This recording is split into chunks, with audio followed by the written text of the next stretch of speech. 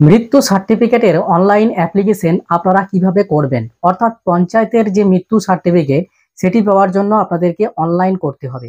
তো কিভাবে আপনারা অনলাইন করবেন সমস্ত কিছু প্রসেস কিন্তু এই ভিডিওটির মাধ্যমে আপনাদেরকে স্টেপ বাই স্টেপ কিন্তু দেখিয়ে দেবো। চ্যানেলে যদি আপনি নতুন হয়ে থাকেন তো অবশ্যই কিন্তু আমার ইউটিউব চ্যানেলটাকে সাবস্ক্রাইব করে দেবেন এবং পাশে থাকা বেল আইকনটাকে অল করে রাখবেন। আর যারা ফেসবুক পেজ থেকে দেখছেন ফেসবুক পেজটাকে অবশ্যই কিন্তু ফলো করে রাখবেন। তো কিভাবে আপনারা এই ডেথ সার্টিফিকেটের অ্যাপ্লিকেশন করবেন সেই প্রসেসটা আপনাদেরকে দেখিয়ে দিচ্ছি।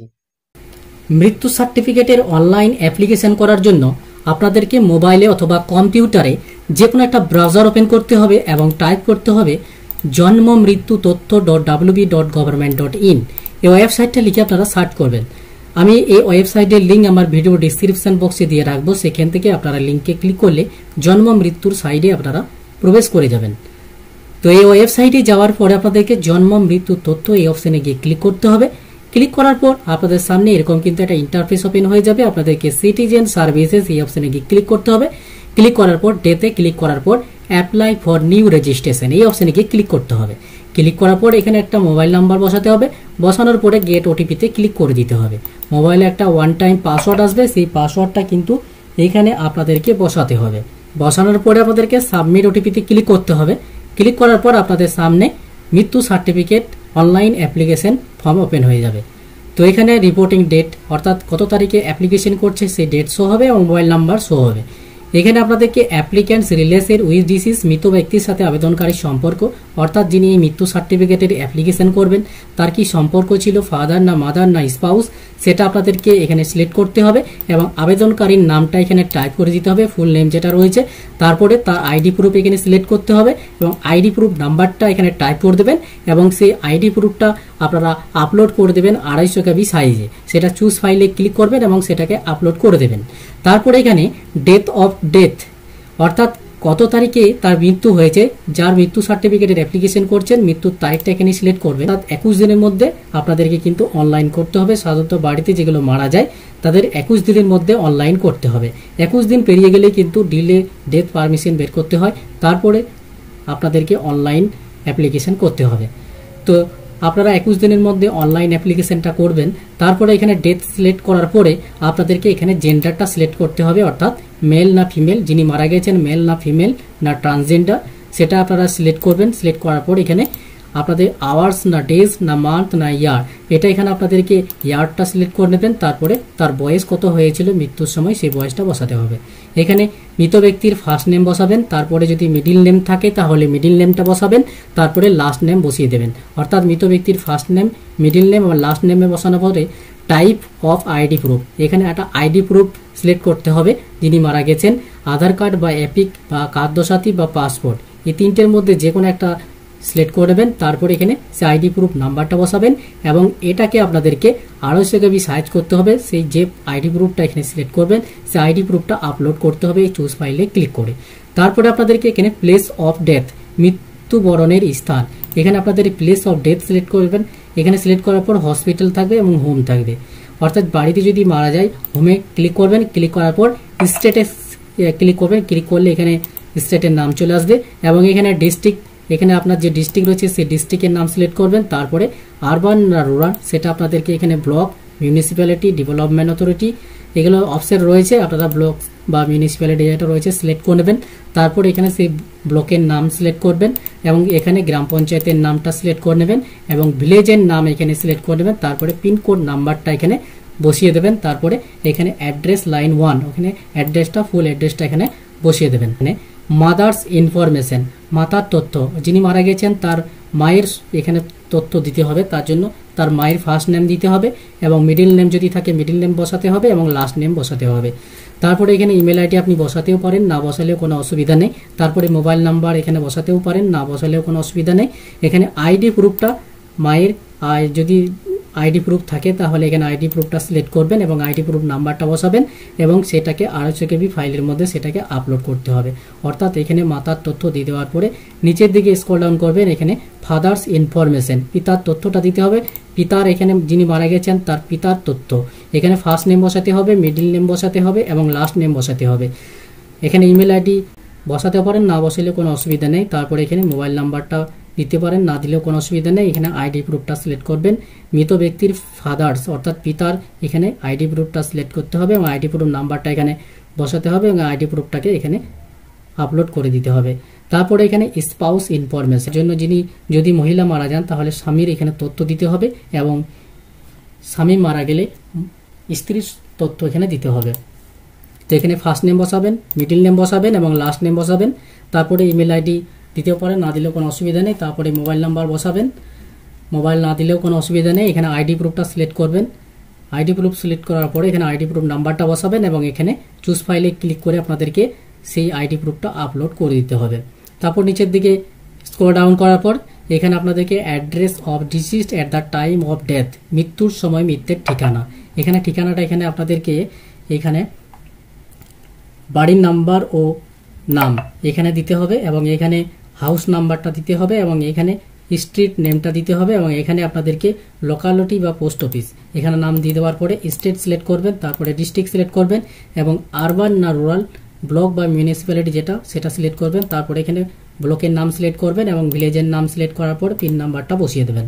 তো এখানে মৃত্যুর সময় মৃত্যুর ঠিকানা দিয়ে দেওয়ার পরে আপনাদেরকে এখানে পার্মানেন্ট অ্যাড্রেস অফ ডিজিজ, মৃত্যুর স্থায়ী ঠিকানা, আর যদি সেম হয় তাহলে এই অপশানে ক্লিক করলে অটোমেটিক কিন্তু সেই অ্যাড্রেসটা চলে আসবে, আর যদি আলাদা হয় তাহলে এখানে আলাদাভাবে বসাতে হবে। তো নিচের দিকে স্ক্রল ডাউন করবেন পেজটা, তারপরে সংবাদদাতার তথ্য, এখানে আপনাদের যদি সংবাদদাতার অ্যাড্রেস এবং আপনার পার্মানেন্ট অ্যাড্রেস যদি সেম হয় তাহলে এই অপশানে ক্লিক করলে অটোমেটিক কিন্তু সেই অ্যাড্রেসটা কিন্তু ফিল আপ হয়ে যাবে। এখানে কেবলমাত্র সংবাদদাতার নামটা এখানে বসিয়ে দেবেন। ফর্ম 2টা আনার জন্য যিনি এই সংবাদদাতার তথ্য দেবেন সেই সংবাদদাতার নামটা দিতে হবে এবং যদি আশা দিয়ে থাকে তাহলে আশার নাম এখানে সংবাদদাতাতে দিতে হবে এবং আশা সিলেক্ট করতে হবে।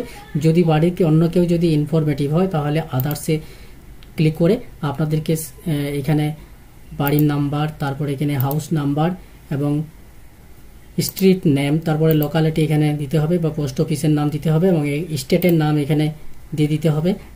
আর যদি আপনাদের যদি সেম হয় তাহলে এই অপশানে ক্লিক করে আপনাদেরকে এই অ্যাড্রেসটা অটোমেটিক কিন্তু ফিল আপ হয়ে যাবে।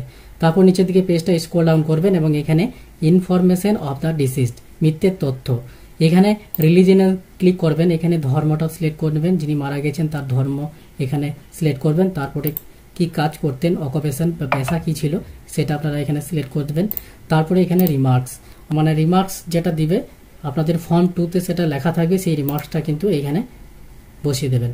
তারপরে এখানে আপলোড ডকুমেন্টস, এখানে আপলোড ফর্ম নাম্বার 2 আপনারা স্বাস্থ্যকেন্দ্রে যাবেন, স্বাস্থ্যকেন্দ্রেতে গেলে যে ফর্ম নাম্বার 2তে দেবে সেই ফর্ম নাম্বার 2টা আপনাদেরকে চুজ ফাইলে ক্লিক করে 250 KB সাইজ করতে হবে এবং এখানে চুজ ফাইলে ক্লিক করে আপলোড করতে হবে এবং এখানে আপলোড বিউরিয়াল সার্টিফিকেট যেটা লেখা রয়েছে, এই বিউরিয়াল সার্টিফিকেটটা হচ্ছে আপনাদের শবদাহ বা কবরে দাহ করা সার্টিফিকেট। যারা হিন্দু হবেন তারা এখানে শবদাহ বা সেরেমাসান যেটা রয়েছে এটাকে আপলোড করতে হবে এবং যারা কবরস্থান বা যাদের কবরে দাহ করা হয় তাদের বিউরিয়াল সার্টিফিকেট এটা করতে হয়।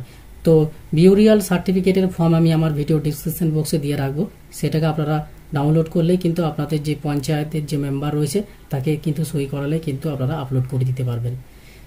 এবং এখানে upload death certificate issued by the attending doctor, এই অপশানে কিন্তু নতুনভাবে অ্যাড করা হয়েছে, অর্থাৎ ফর্ম নাম্বার 2টা যেটা স্বাস্থ্যকেন্দ্র থেকে দিবে সেই ফর্ম নাম্বার 2টাই কিন্তু আপনাদেরকে এখানে upload death certificate issued by the attending doctor এটাতে সেটা সেম কিন্তু আপলোড করে দিতে হবে। তো আপনাদেরকে ফর্ম নাম্বার 2টা আমি দেখিয়ে দিচ্ছি এবং এখানে বিউরিয়াল সার্টিফিকেট যেটা সেটা আপনি দেখিয়ে দিচ্ছি। আপনাদেরকে স্বাস্থ্যকেন্দ্র থেকে ফর্ম নাম্বার 2 এরকম কিন্তু একটা ফর্ম দেবে, এই ফর্মটাকে কিন্তু আপনাদেরকে স্বাস্থ্যকেন্দ্র থেকে ফিল আপ করে নিয়ে আসার পরে এবং সই করে নিয়ে আসার পরে আপনাদেরকে এই অংশে কিন্তু আপনাদেরকে চুজ ফাইলে ক্লিক করে 250 KB সার্চ করতে হবে এবং আপলোড করে দিতে হবে। এবং এখানে যে বিউরিয়াল বা ক্রিমেশন যে সার্টিফিকেটটা এটা হচ্ছে কবরে দাহ বা শবদাহ করার সার্টিফিকেট। এই ফর্মটি ফিল আপ করার পরে আপনাদেরকে এখানে 10 জনের সই করাতে হবে। 10 জনের সই করার পরে এখানে পঞ্চায়েত সদস্য বা সদস্যর স্বাক্ষর, এখানে পঞ্চায়েতের যে মেম্বার থাকবে তার সই স্বাক্ষর করতে হবে এবং এখানে আপনাদেরকে আপলোড সেরেমাসান বা বিউরিয়াল সার্টিফিকেট এখানে চুজ ফাইলে ক্লিক করে 250 GB সার্চ করতে হবে এবং এখানে আপলোড করে দিতে হবে।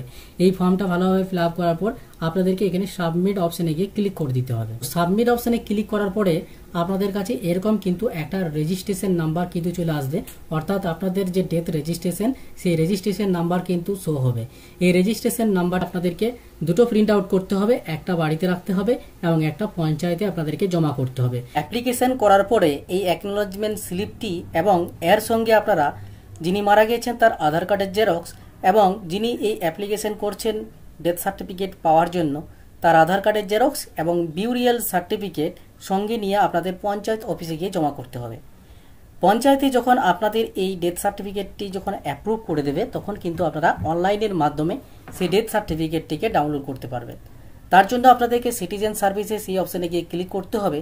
ক্লিক করার পর ডেতে ক্লিক করতে হবে এবং এখানে আপনাদেরকে ট্রেক অ্যাপ্লিকেশনে ক্লিক করার পর এখানে অ্যাকনোলেজমেন্ট নাম্বারটি দিয়ে দেবেন, তারপরে ডেট অফ ডেথ দিয়ে দেবেন, তারপরে সাবমিটে ক্লিক করলে এখানে যদি আপনাদের আন্ডার প্রসেস থাকে তাহলে কিন্তু আন্ডার প্রসেস শো হবে এবং আপনাদের যদি অ্যাপ্রুভ হয়ে যায় এখানে কিন্তু অ্যাপ্রুভ শো হবে। অ্যাপ্রুভ হয়ে গেলে কিন্তু আপনারা এখান থেকে সার্টিফিকেট ডাউনলোড করার জন্য ডেতে ক্লিক করবেন। ডেতে ক্লিক করার পর ডাউনলোড সার্টিফিকেট এই অপশানে ক্লিক করবেন।